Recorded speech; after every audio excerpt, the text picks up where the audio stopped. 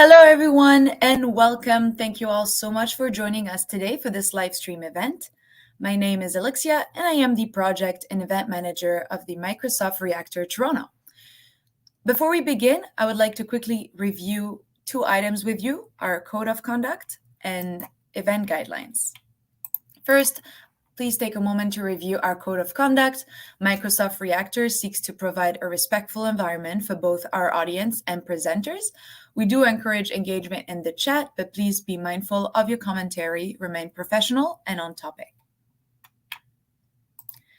Secondly, our event guidelines. This session is being recorded and will be available through our Microsoft Reactor YouTube channel in about 24 to 48 hours. I will be sharing the link for this channel and for our channel in the chat. If you've not been on the live stream through YouTube before, please note that you must create an account on YouTube in order to access and interact in the chat. You can set that up now. And if you're unable to use the chat but have questions, please feel free to reach out to us through social media or on Meetup. Which brings us to today's session. I will be bringing our speakers here. Maria, Juanjo, how are you? We are back. Hello, we are back. We're so excited to have you back. Yeah, absolutely. We've had this Spanish session, I believe it was last month. Yes, it was last month. I mean, our community, everybody was like, we need it in English, and here you are. So very excited. Thank you so much again for being here. Thanks to you guys for inviting us. So of course, thank you. All right. So I think we can start. Well, hello everyone to this webinar.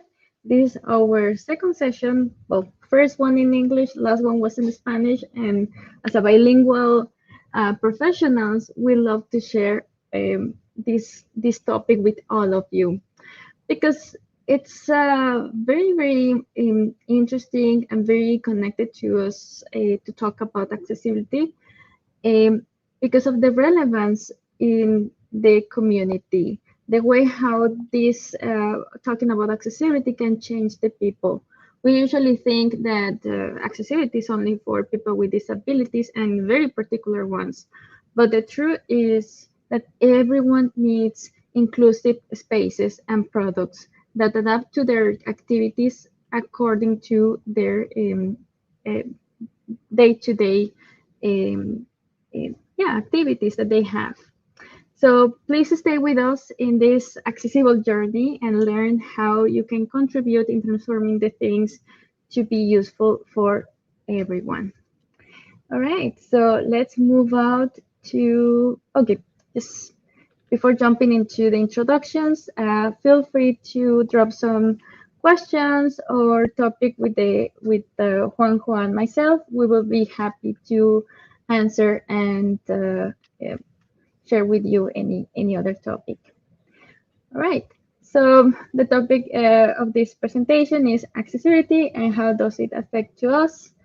Our bios, Anne Maria Acevedo, UX designer at Avanade Toronto, and also accessibility evangelist, specialized in creating digital experiences for products and services, as well as educating companies and teams to follow the practices to ensure the delivery of an inclusive product. I'm passionate about accessibility for the power it has to our society for good. And just as an extra things about my hobbies, I love dancing and drawing. And thanks for the pandemic, we have developed a very, very delicious culinary skills. And here with me is Juanjo Montiel. Please let us meet you. Hello, guys. So, well, this is Juanjo Montiel. I'm software engineer working here at Microsoft. I started working here for I'm working at Microsoft for 7 months, so I'm basically new. And well, I have been fighting and having fun with the technology for more than wow 15 years. It's like I'm feeling very old when when I say that. And well, my goal basically is to make everything more accessible and also well allow people like me to access all the information, making accessible application, accessible product for everybody. So I'm a specialized in .NET, and what I said, no, I'm passionate about making application and improve the daily life of people who, like me, have a different way to access the information. Regarding my hobbies, I love reading. I love cooking. I'm pianist, so I love compose and I'm playing.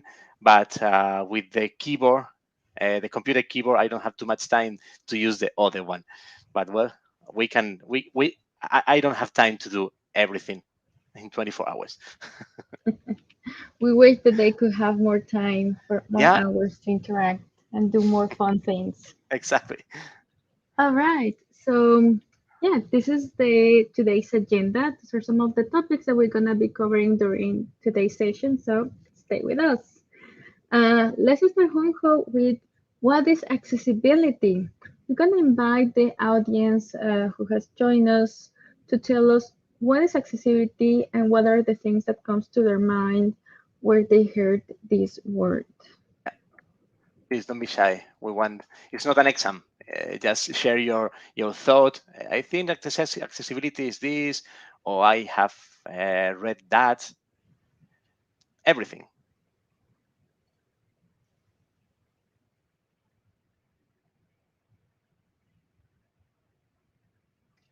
Do we have Right. something? Um, I don't know. I think it's still early for some people. Don't worry. We have. It says hello from Spain, Alberto Diaz. Hello, We have people Alberto. from Colombia. Hello, everyone. Hello, I can see guys. them. Hello. Please tell us what do you think the word accessibility means?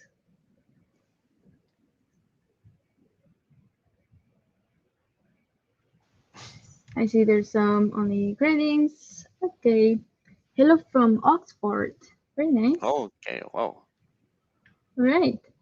So for the ones who were not about um, familiar with the word accessibility, or they might heard it in the day-to-day activities, but not really understand um, how how this is placed in the meaning of the sentence. Um, we have Jasmine Cano that says no barriers to access. That's true. Yeah. Who else? We have Bruno from Toronto. Perfect. All right. So the definition of accessibility is this universal characteristic of a place, a product, or information that allow the access to anything and to anyone at any situation in the world. That's the easiest definition of accessibility, free access to everything. We have Charlie Smith that says the ability for anyone to use a platform product regardless their situation. That's It's a true. good definition because you haven't say regardless disability. You said situation, and it's a good answer because uh, almost everybody thinks that the accessibility is just regarding people. The accessibility is just regarding people with disabilities, and it's not true. Situation, environment, operating system, connection, bandwidth, everything. Mhm. Yeah, Right. It says, Alberto, too difficult to explain, a way to give access to everyone. yeah, That's true. Mhm. that's true. All right. Any other definition, Juanjo? I usually say that for me the accessibility is about doing things right? Well, because I mean, when you are developing a product, a digital product or any kind of product, you want everybody can access to your great system, great application that you have developed. But in order to do that, it's the same thing that when you create functional tests, unit tests, you want your software be uh, powerful, stable, no errors there. So with the accessibility, it should be the same. You should allow everybody, regardless what I said before, disability, situation, environment, operating system, everything can access in a comfortable way to your application. So how can we get that? So through accessibility compliance. And if you try to monetize your product, you have to think that more than 15% of the population has any disability. So if you want to earn money, I think that it's worth to include everybody to make more money. So a lot of things to combine you guys. Right, and that's exactly what we're gonna be sharing in today's presentation, how this participates in different scenarios in our day-to-day activities and how it is also reflected in our society. So let's start with the type of disabilities. It's been documented that more than 2 billion of people across the world have experienced one or two disabilities, at least the ones that are considered as official medical or permanent disabilities. This is just to give you an idea how much is 2 million of people, 2 billion of people. It's incredible. It Wow, is between the population of China and India. So just imagine how important it is to pay attention to this sector. And not only as I mentioned, the groups that they are considered as permanent disabilities, but also because now today we're gonna learn how all the other scenarios participate in our activities, and we all can experience one disability at least in our life. I have Um, I have a question for the audience. Not for now. Please think on it during the session. There is a very important, the most important blind person who access to your website every day, every time. And please think on it during the session. What person is this? Sorry, continue. Definitely. And we have four disability classifications, which are hearing, visual, cognitive, and physical. And let's talk about it. About hearing, we have a different intensity of degrees and how people could experience the disability. We have from 100%, which is the deafness, like the lacking of the power of the hearing sense. We could have also partial hearing loss from one or the two ears, or maybe just recognize very specific sounds. And all of this could be permanent or even temporal due to we are getting old, aging for sure, infections. This is very risky, so we have to be very careful because virus and bacteria are also connected with our, could affect our ears. And this one, be very careful to being exposure to loud noises. And as we are working on the IT, we love to wear headphones or earphones with a very high volume, and we Oh have yeah. to be very careful about the level of the sound to not hurt or damage our ears. Then I'm we have always very the scared yeah. with that. It's like in my case, no, it's like, hey man, you are blind. You can see. You have to take care of your ears, no. And if what you said, no, I'm all the time with the headphones, all the time listen the screen reader. Later on, we will explain to you what is a screen reader. But basically, it's like, okay, I have to take care. I have to put in a low volume. Uh, and well, I'm scared honestly because 8 hours I have the headphones. I think in your case, you always hear voices in your head, which are the screen I'm reader. not mad. All right. So tell us, Juanjo, about the visual disabilities. Sorry, guys. Well, regarding the visual disability, There is the total blindness, which is my case. I can see anything. I can see anything, basically. But also we have a very great scale of low vision. No, for example, also we have people with low vision, people with low sensitivity to light, people who can have cataracts, which is it's what we say. No, we have like two kind of disabilities. We have the temporary one and the permanent one. In my case, I think it's permanent. I'm pretty sure. But for example, these cataracts could be a temporary one, and during this time, you also will need accessibility in the product that you are using your day to day. No. Um, what else? For example, the color blindness. Maria will explain to us a very interesting story later on about the color blindness. And well, the color blindness is the inability to see colors normally, and which affect 1 in 12 men and 1 in 50 women in the world, which is incredible, no? Where you had the best part of the numbers in this case. That's true.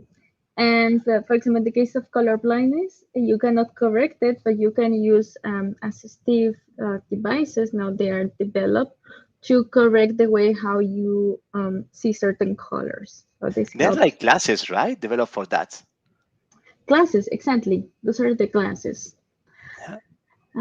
Okay, so talking about cognitive disabilities, those are much more broader spectrum and connection with our senses. Many times it is believed that those doesn't exist because we cannot see them, right? It's not like we see a person in a wheelchair or a person with Invisible a stick disability. that you know that this person might be experiencing a disability. But in case of cognitive, it's a bit harder, but we have to know that they are there. That's the case of the autism spectrum that affects 1% of the world population. In the case of ADHD, I think you might be very familiar with this term because just remember in the in the school or elementary school, you heard the small kids saying, "Oh, this kid is so naughty. This kid doesn't know how to behave, etc." It is not because just the kid is naughty. It's because his brain or their brain works differently than others. An important fact about ADHD it is that it affects 7% of the population across the world. This means 333 million people. So just imagine how much people have experienced the different also spectrums of the ADHD. In terms of dyslexia, it is also one of the most popular cognitive learning disabilities that people can experience that affects 15 to 20% of the population. An interesting fact, it is said that people who are dyslexic, they have created another way to see the world by challenging themselves of for example, numbers and some words could be very difficult for them to identify or process. These also make their brain to think differently, more as a visual or picture thinkers, and have the ability to improvise and create more creative uh, thinking. And just for some information is now being a dyslexic, it became a skill.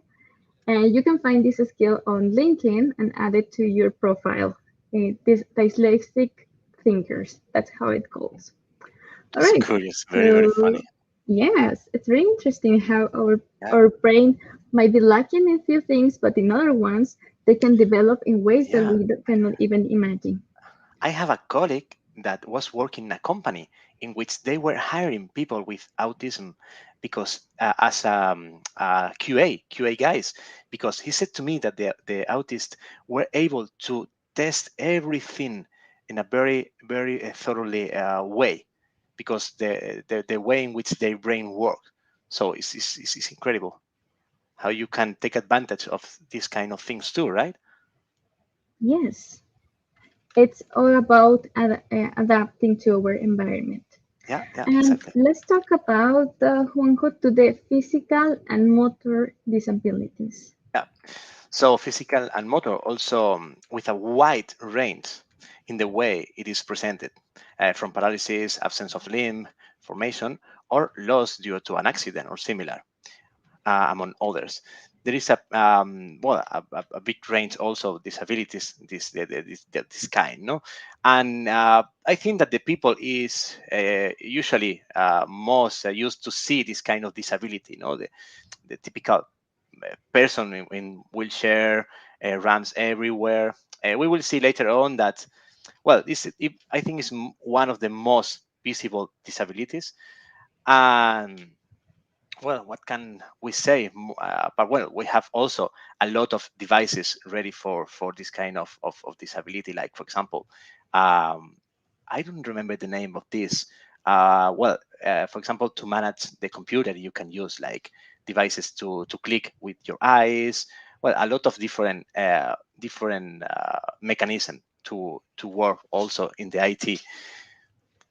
And I don't know, Maria, what can we say Yeah, more about this definitely. disability? Technology has also given the opportunity to create assistive technology or assistive tools that might help people to interact with their environment by, for example, you use the example of the controls that you can follow with your eyes and bring Yeah, some exactly. commands. That's amazing for someone with a severe cerebral palsy, that their body cannot move, but their eyes is still there, still Yeah, have the mobility, and we are always um, uh, op- we are always experiencing new ways to change the things for good. And continue about innovation and disabilities. Disabilities play a very, very important role in the development of the human being. They drive innovation by looking for solutions that can help people way beyond their physical and mental abilities. Believe or not, this is the case of the typewriter. it's great. Eh, we love this story because Yeah, it's a love story that changed the way how the written communication it's happening to our days. At the beginning of the 19th century, people, uh, the way how they communicate were by written letters. And for those who are blind or have visual impairment, it would be very difficult for them to write them by themselves a letter because there was pen and paper in those times. And if they want to share any other message, they must have to ask a third person to do it for themselves. And you would imagine, for those who are in keeping secret relationships, having a third party in the story might break the romance. And this was the case of the Italian Pellegrino Turri, that in 1808 he was crazy in love of his lover, the blind countess Carolina Fantori, and because they wanted to keep this relation, they want to be in this secret relationship. Fantori was thinking, how can I make her to write stories to communicate with her without nobody else know? So, with that intense passion that I was having between them, he developed a machine that could allow her to write the letters by herself to her beloved Pellegrino independently. Sadly, there are no physical evidence of this first machine, but there are the letters typed by Carolina, as we can see them on the right side of the illustration. I don't know if we have someone in the audience who can read Italian, but it would be very interesting to go deeper into the story and how Carolina was sharing their love to Fantori. But I have a question. You are seeing the letter. You haven't put the alternative text in this image, so I can't detect if this letter is a spicy letter or not. What do you say? Well, that's why we need an Italian Someone who translator. speaks Italian, please. I'm very, very, very curious. And well, this one of where was one of the stories that inspire other inventors to develop the typewriters that continue to our modern time and keep developing until we have these modern devices as the computer. Yeah. Um, let's continue with the adaptations that help everyone. We have ramps. Those are very common to see in the different buildings and physical environments. The primary use of these adaptations are for people on wheelchair. They need a quick access with the wheels so they can enter to any street or building that they need require to move. But also, this became very useful for baby strollers, bicycles, or even for people that would like to walk with high heels. We have to be very careful on the way how we step down to the street. So a ramp, it helps a lot to the mobility. Also, for our elderly, um, when we are getting old, our knees and the hips became very sensitive to hard movements. So the ramps also helps to reduce the impact they have while they're walking. And something very interesting too, and this was shared by a friend who is deaf. He was telling me that for Oh yeah. people who are interacting with the sign language conversations, they need to have a face-to-face a conversation. You cannot sign to the way right straight of you, especially if you're walking. So if you can have just slightly move to the other person and continue walking through the ramp, you can avoid having an accident stepping down in any other stairs. Um, I haven't ever thought about this. Really, it's very interesting. Yeah. yeah, and what about the subtitles, Juanjo? So with the subtitle, I think that this kind of help is very, very known for everybody. No, I mean, you are listening the subtitle every time. Even in the beginning, we can think that the subtitle are mostly used for deaf people. For example, they can listen. Um, for example, imagine this talk, so the subtitle can help them to understand what we are saying. But also the subtitle can be useful, very, very useful for everybody. No, for example, imagine that you are in a library, a very, very silent place, and you want to hear this talk, and you don't have headphones. So you can put, well, I don't know in this case because I think with my English, the automate captioning won't work very well. But anyway, imagine that the subtitle or the caption are there. You could listen without bothering nobody. And also for young people, well, not young people, everybody who is learning a new language. Yesterday, for example, I started to watch Interstellar in English, and I had to use the caption to understand the strong accent of the man because it was very, very, very complex. He was in the space. What? That's what he was in the space, so it was more difficult to understand. Well, more difficult because his accent everywhere, not just in the space. It's what very, very complex. I don't know if you have seen the film in original version, but the accent is very particular. Good. And yeah, we can also see the subtitles like very useful in open places, not only as the library that Juan could give us an example, but also in public places like airports Oh or yeah. cinemas or in this subway where we require to understand announcements. Maybe your flight is ready to go or there is an emergency and you have to evacuate the subway. And most of the time it's only audio oriented. But what if someone is distracted with the headphones or it's a Yeah, but it's true hearing what you loss. say.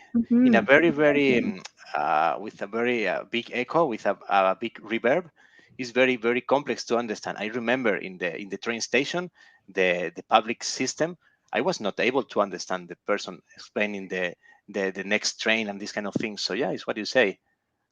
Screen explaining also is a very, very accessory way to transmit the information. Yeah. that's right. And then we have the voice assistant that they're super trending nowadays. Um, Juanjo? Yeah. So for the voice assistant, well, I think it hasn't been thought for people with disability, at least not the main target, no.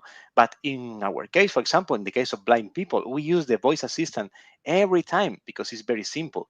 I mean, for example, imagine that I woke up and I want to see if I had to take an umbrella or not, or what kind of clothes I have to wear, no. So you can look at the window and say, oh, wow, it's very cloudy or it's very windy, whatever. I cannot detect that in an easy way. But I can say something like, Alexa, what's the weather like today? Right now in Dunleary, it's 9 degrees Celsius with cloudy skies. Tonight's forecast has showers. Cloudy Low sky is 7 is degrees. like a very repetitive message here in Ireland. So and yeah, for the ones who couldn't hear that, Juanjo just called his Alexa oh, to sorry, it's give very, him very low, right? the sound of the weather outside. Yeah, yeah, I yeah. can Sorry. hear it in the background. Yeah, okay. Yeah, I had the volume very, very low. Also, for example, for old people, we gave a present.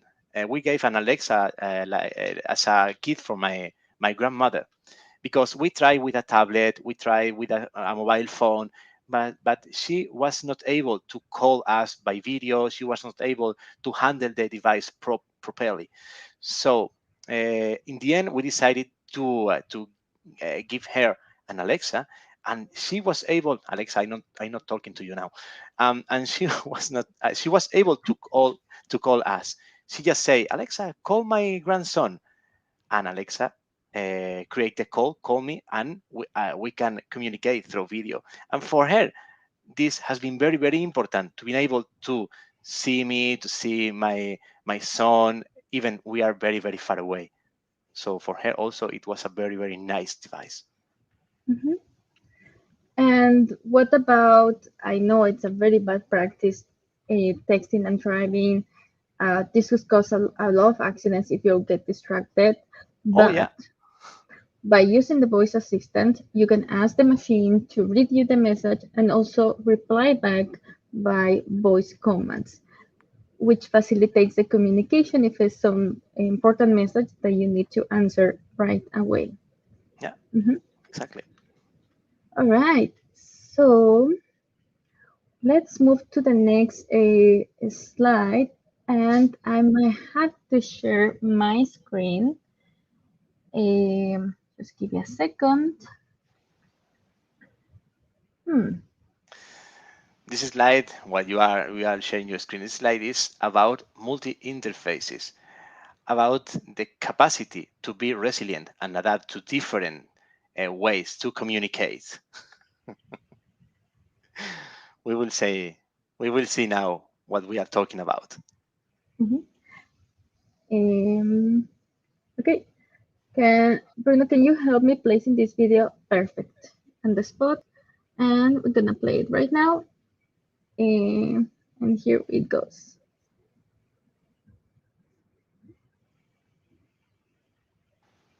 Doesn't sound, I think. Did you share the sound of your computer,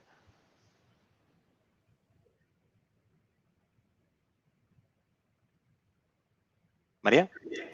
Yes, it seems that you didn't check the share with audio, Yeah, Maria. So exactly. if you I want think to so. share again, Please. Sorry, I was sharing the screen. I cannot hear the. Can you hear the sound? Oh, no. maybe StreamYard doesn't have the ability to share audio through the web page, I think. I don't know. Okay. It has captioning. Yeah. If you want to share again and take a look at the check, share with audio, it should work. Do you have this check, Maria? Let me stop sharing and let's start again.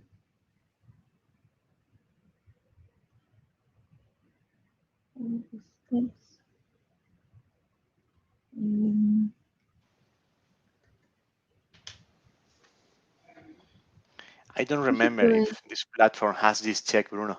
I'm not sure. Yes, it has. We used it the last time. And hey, if you want to share the video with me, I can I can share it from my PC if you want with the audio. Okay.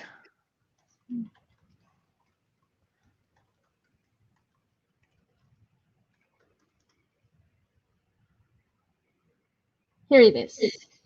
Okay. Okay. As soon as I see the Gonna share my screen and just give us a second. The Murphy law. no problem. Hey, yes, this is live there on a Monday, so this is what happened. It's Monday. Yeah. Gonna post it in the chat window. Okay, so what we are presenting this video, it's about a smart house that is controlled by voice commands.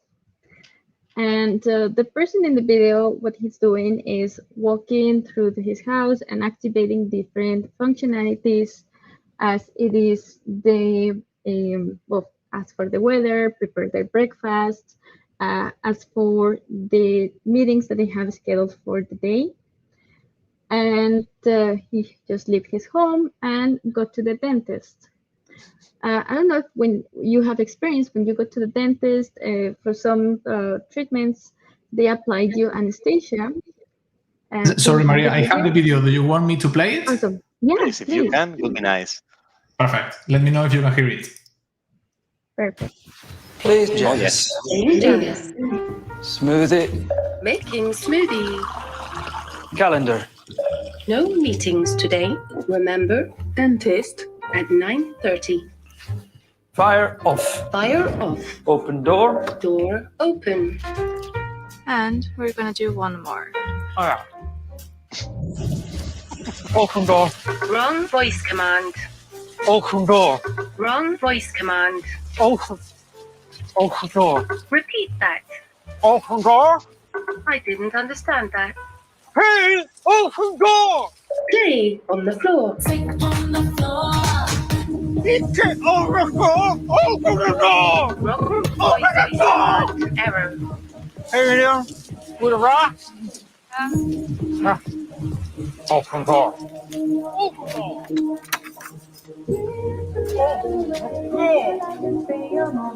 Open door. Higher. Higher volume. Higher. Higher. Higher. When I was a student, I'd write long essays. I love this video. I'm not tired of watching it. I share back your screen, Maria. You're back in control. The slides are there. Maria, are you here? I'm on mute. Okay. That's the most common thing in all online presentations. Being on Yeah. mute. Right, so I'm back. And yeah, so we were explaining all the house is controlled by voice commands, but after our character of this guy returns from his dentist appointment, he couldn't pronounce well the words because of the anesthesia or the pain after the treatment. So what we see here is being very challenging for the computer to understand his accent with some voice, how he articulates the words. So when we are designing for any solution, and in this case was for voice assistant, we have to think about other scenarios. Maybe for this interaction, the voice assistant should gather all type of pronunciation of the words, or even provide different kind of controls like from the cell phone, open the door, or fingerprints that allow them to enter the house and do different commands while using different type of devices. Yeah. So when we think about solution, think about all these side scenarios that might participate in the action of the person. So we're going to jump to the next slide, and we have 20 I minutes want more. So I wanted to say quickly that it's mhm, exactly the same, for example, for blind people when we interact with a web page, no? Because when you are developing a web page, you usually think that everybody is like you and you can use the mouse. But in my case, for example, I can't use the mouse and I have to use the keyboard everywhere. So if your web page is not adapted to use the keyboard, I will encounter a very, very, very complex barrier to be overcome. So this multi-interface also is related to this kind of digital product like a web page in which the mouse or the keyboard alone is not enough for everybody. mhm. And this one, and thank you for mentioning Juanjo, because this answers one of the questions from Maria Sin, who was asking us which WCAG or WCAG compliance level should we aim for when we are developing an application, A or double or triple A, sorry, double A or triple A. Oh, it's a very good question. Uh, Regarding the law, at least in Europe, for example, I think around the world, they usually say that we have to meet with a double A, which is like the intermediate. No, it's like it's not the A, which is the minimum. It's the double A, it's the intermediate uh, compliance. So yeah, uh, basically, if you are able to meet with a double A, I think it's a very, very more than an acceptable grade of accessibility. We have a question on the chat. For users with visual impairments, many websites use website readers, which are not accessible as they read what is on the screen without any hierarchy. What do you think could be a good solution? Well, the hierarchy comes from the way the site was built. So if you work in the digital designing a digital product as a website or mobile application, it's responsibility from the designer till the developer to provide the hierarchy of the information. So when the developers are implementing all the code, they can define what is our headers, what's our secondary text, bullet points, etc. So it's not the fault of the screen reader, it's the way how we wrongly organize the information where this is being developing or even designed.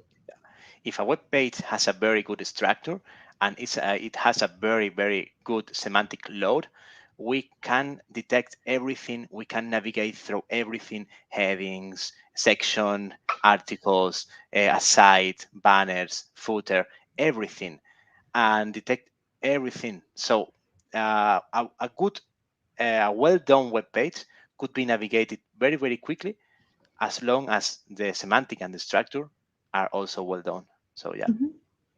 All right, so we're gonna pass into some day-to-day activities where needs to be accessible, and sometimes we might not be aware of it, how important it is. We are like 15 minutes more, Juan, for Oh, finishing the call. okay. We say that because Juanjo and I, we love to talk and share examples and how things could be improved. So we have to always be very aware of our timing. We had to summarize from now. So we have a household chores. Yeah. Juanjo? Yeah, basically, very, very quickly. One of the most complex thing, and you can say, well, what stupid thing, no, but it's true, is, for example, when we are going to drop the bin, no?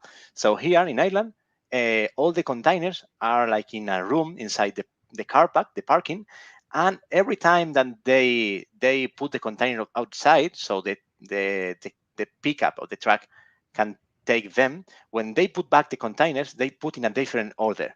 So we cannot trust in the order of the container to put the different ways. No, for example, organic one, glasses or whatever. Plastic, So glass, yeah. plastic, exactly, papers. So we have to use the mobile phone to read the signal of the container with an application called Syn AI, developed by Microsoft, and then I can read general ways, organic ways, and then we can decide.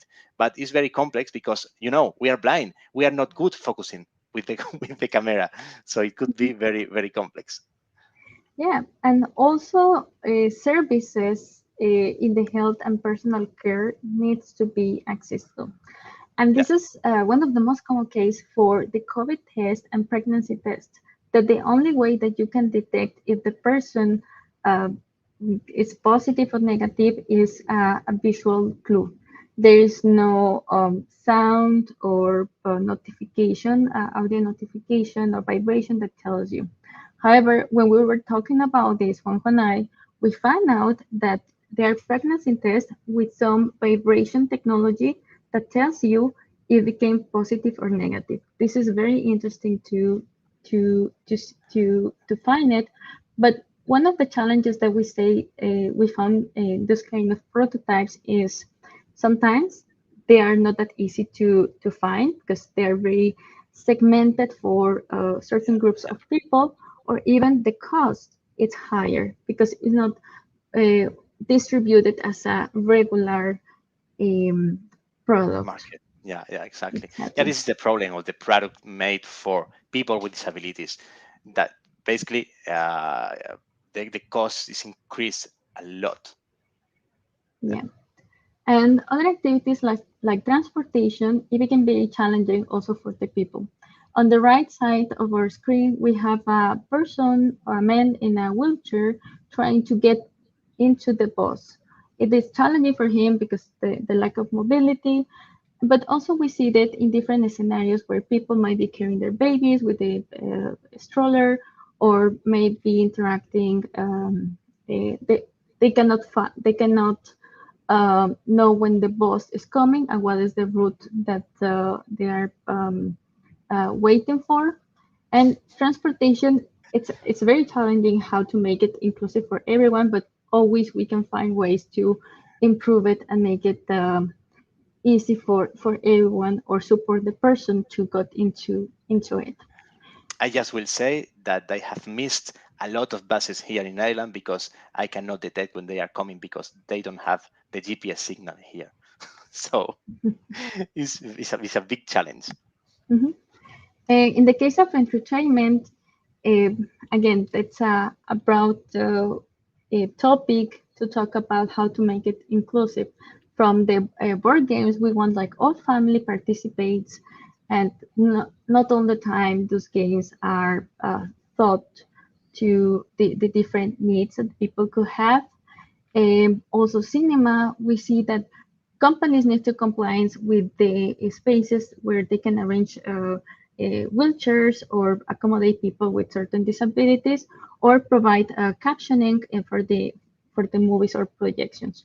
But not all the rooms might, or not all the movies might provide this captioning, which would make it hard for all the family to sit together in the same room and have the same experience. Yeah. Also Uh, with the description, right? Because it's the same.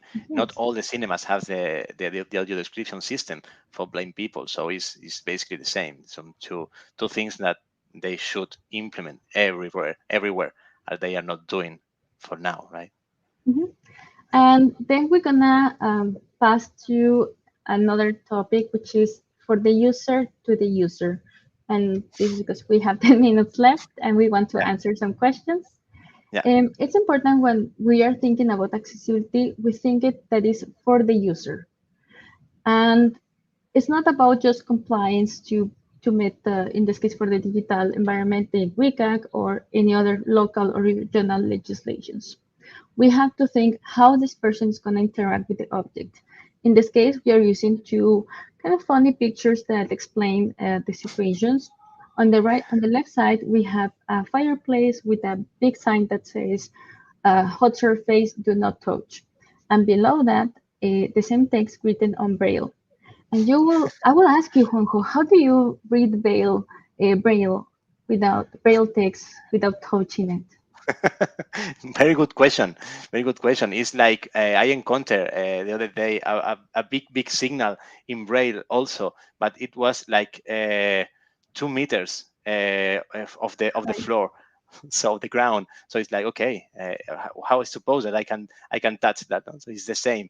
It's developed things with the best of the intentions, but without thinking about the real usage that I'm going to use the the the device or the signal or whatever. No, so Mhm, this is very important. Always thinking or involve the users in your design. mhm. Another thing, a very common problem is the ramps. It's a compliance that in our physical environment, we have to provide ramps Oh yeah. to get access to wheelchairs, or even when you're carrying heavy products, you need to roll them through the ramps. But again, most of the times those are just built for compliance. They are not thinking about the angle uh, that those needs to be. If in this case on the right side picture we have a girl posing, and this wasn't an accident, she was posing, um, it just like she was fell down from the on the floor trying to get up on the ramp. So for just for knowledge, a ramp should have at least the 10% of inclination to make it easy to access up and down without making people get hurt for their inclination. And if this hasn't been enough to understand how accessibility plays in our day-to-day activities, I will invite you to reflect or think what will happen when we are getting old. We're gonna have low vision. We're gonna stop losing our hearing senses. We cannot be able to hear the people around us. Well, Everybody will be there, right? Hopefully. the reduction So of mobility and memory retention, and all of this is strongly related not only with the physical environment but also the digital. yeah, And this is something that we're gonna speak in our next session about how digital standards play in accessibility. If you want to read more about international standards and legislations, some countries as US, Canada, and the European Union, they have their own legislations to follow the different rules. And also they protect the rights of people with disabilities. And for the companies who doesn't meet the standards provided by these legislations, there are some legal and financial consequences that people can face.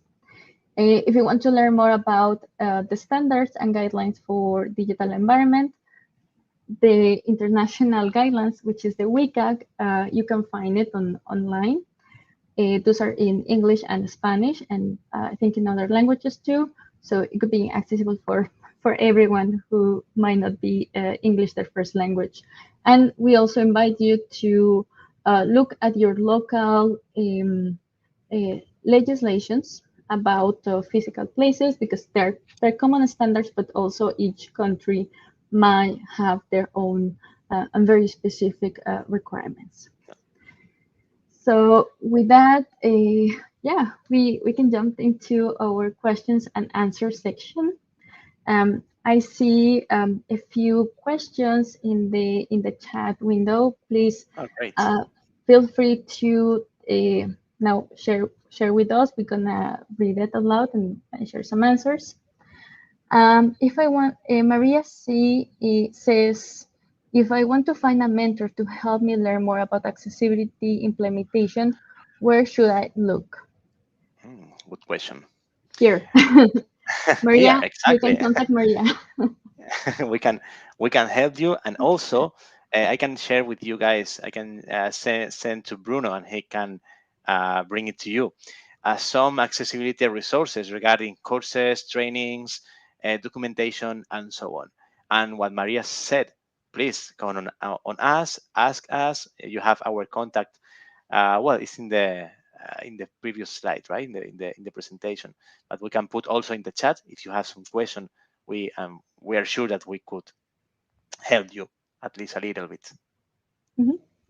Yes, and yes, as Juanjo said, we can provide you some good resources. Juanjo and I, we've been reviewing documentation that could be very helpful and easy to consume, because sometimes it became very technical and it could be hard for some people.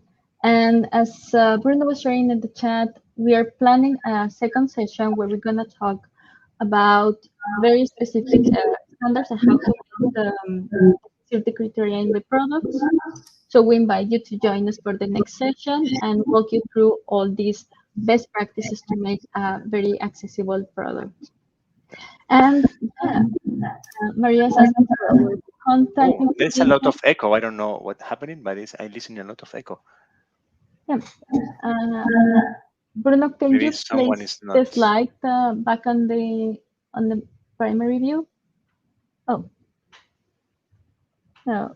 We have one slide with our contact information, but if Yeah, I not, think you it's can the follow us. 3. Yeah, there it is. You can find us on Twitter. Juanjo, what is your Twitter? It's, the name is very weird. It's Castway, Kastwey. And my account is Ma Daniela A. If may I have Maria and Juanjo, Yes.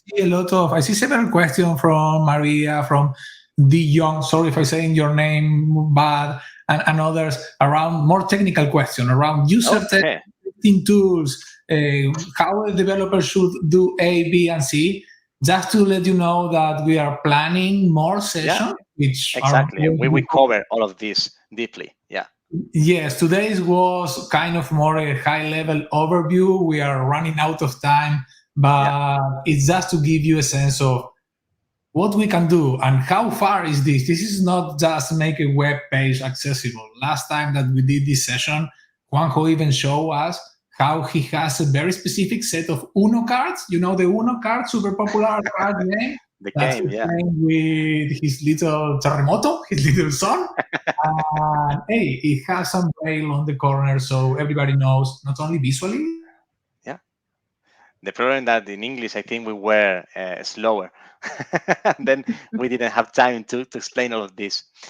I had very, very quickly the question that I did before about the person, the most important blind person who access to your web page, guys. And this person is Google. Google is blind. Google is not able to see the image of your web. Google is not able to see how beautiful or ugly is your web. So the more accessible your website is, the better the rank of your web pages in the search engines. So one more reason to be accessible for the CEO. Yeah, that's a very important one. And thank you so much for all of you attending today. See you in the next presentation. And yeah, please help us to spread the word about being build accessible environments. Yeah. Thank you so much, guys. Thank Hopefully you. you enjoyed the session. Maria, thanks 1%, everyone. See you next one. And the last, Luis, if you have a couple of seconds to share the links to survey, let us know what we can do, how we can improve this. Go there you have the link and the event ID, and help us to do this. It's amazing, and it's super nice to have Maria and Juanjo talking about You this. can improve the Juanjo's English. You folks did fantastic. I just want to add one more thing, though. I think it's important to mention. Again, thank you so much both for joining us today. I did have a comment on our meetup page directly sent to the Microsoft Toronto Reactor about how important it is to host sessions like this on accessibility, on how to help raise awareness and share your knowledge on that. And so one of our member really was thanking us for hosting a session like that. So I figured it would be worth sharing. I know you mentioned you'll have more sessions coming up, and we're just very excited about that and very thankful for it. Thank you so much. Okay, everyone. Goodbye. Thank you, guys. Bye. You too. Bye, guys.